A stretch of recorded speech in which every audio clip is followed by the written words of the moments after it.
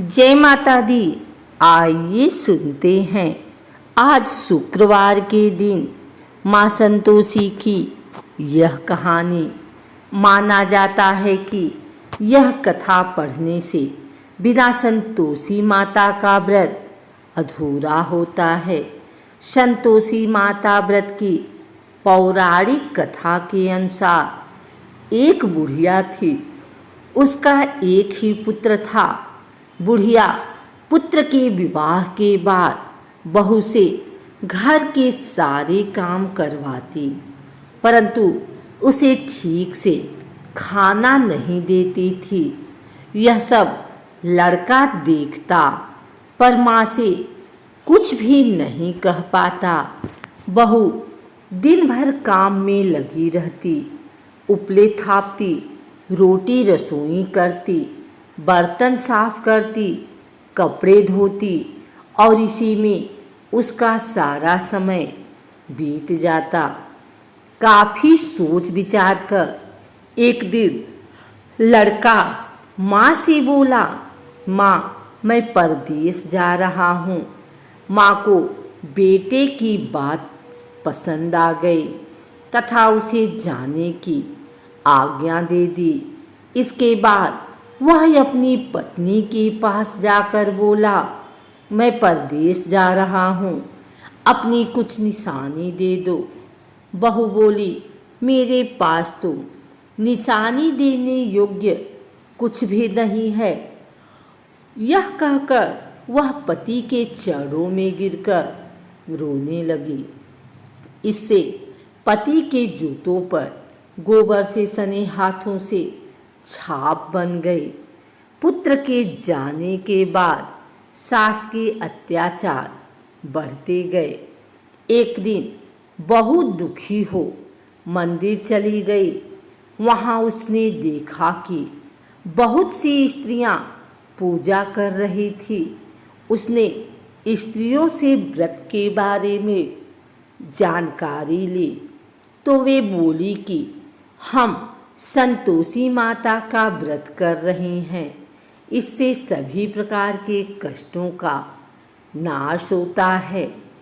स्त्रियों ने बताया, शुक्रवार को नहा धोकर एक लोटे में शुद्ध जल ले, गुड़ चने का प्रसाद लेना तथा सच्चे मन से माँ का पूजन करना चाहिए।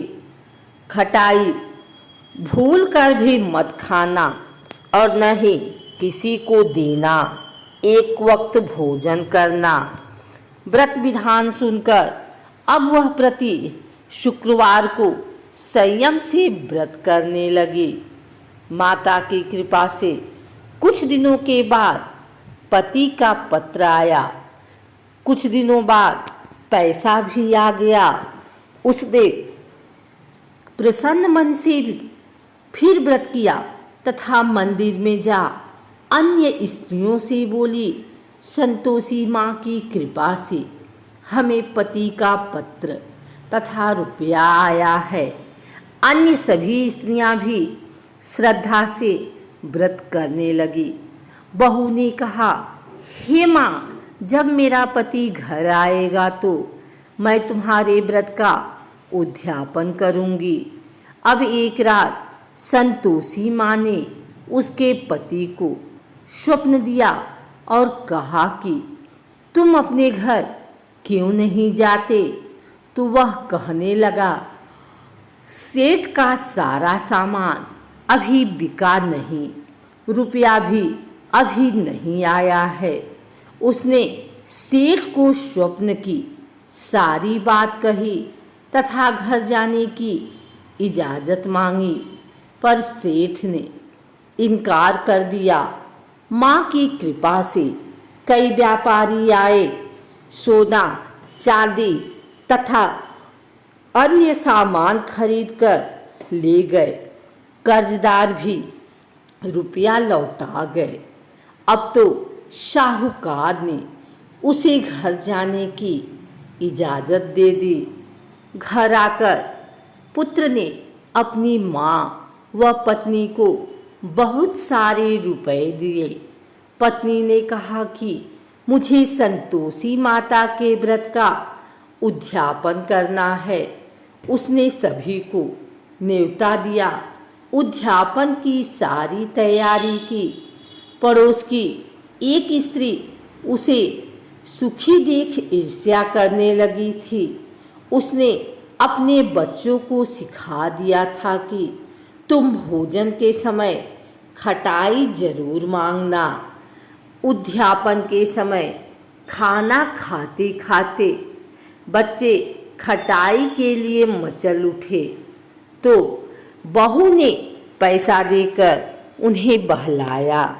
बच्चे दुकान से उन पैसों की इमली खटाई खरीदकर खाने लगे तो बहू पर माता ने कोप किया। राजा के दूत उसके पति को पकड़ ले जाए तो किसी ने बताया कि उद्यापन में बच्चों ने पैसों की इमली खटाई खाई है तो बहू ने पुनः व्रत के उद्यापन का संकल्प किया। संकल्प के बाद वह मंदिर से निकली तो राह में पति आता दिखाई दिया। पति बोला, इतना धन जो कमाया है उसका राजा ने कर मांगा था। अगले शुक्रवार को उसने फिर विधिवत व्रत का उद्यापन किया। इससे संतोषी माँ प्रसन्न हुई। 9 माह बाद 4 सा सुंदर पुत्र हुआ। अब सास बहू तथा बेटा माँ की कृपा से आनंद से रहने लगे। शुक्रवार पूजन विधि। शुक्रवार का व्रत 3 तरह से किया जाता है।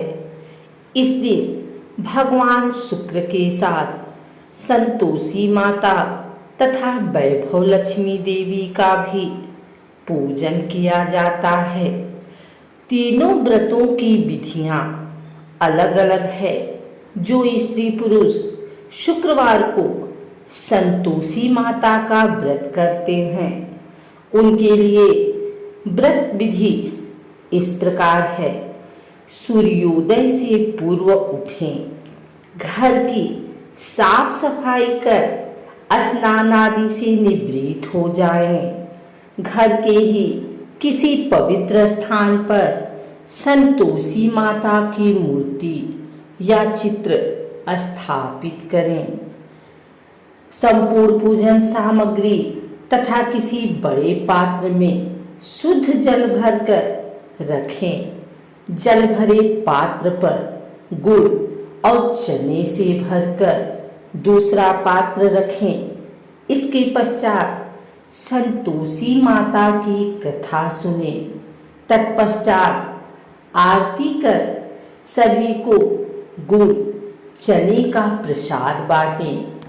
अंत में बड़े पात्र में भरे जल को घर में जगह जगह छिड़क दें तथा शेष जल को तुलसी के पौधे में डाल दें। उद्यापन इस प्रकार करें। इसी प्रकार 16 शुक्रवार का नियमित उपवास रखें। अंतिम शुक्रवार को व्रत का विसर्जन करें। विसर्जन के दिन उपरोक्त विधि से संतोषी माता की पूजा कर 8 बालकों को खीर पूरी का भोजन कराएं तथा दक्षिणा व केले का प्रसाद देकर उन्हें विदा करें। अंत में स्वयं भोजन ग्रहण करें।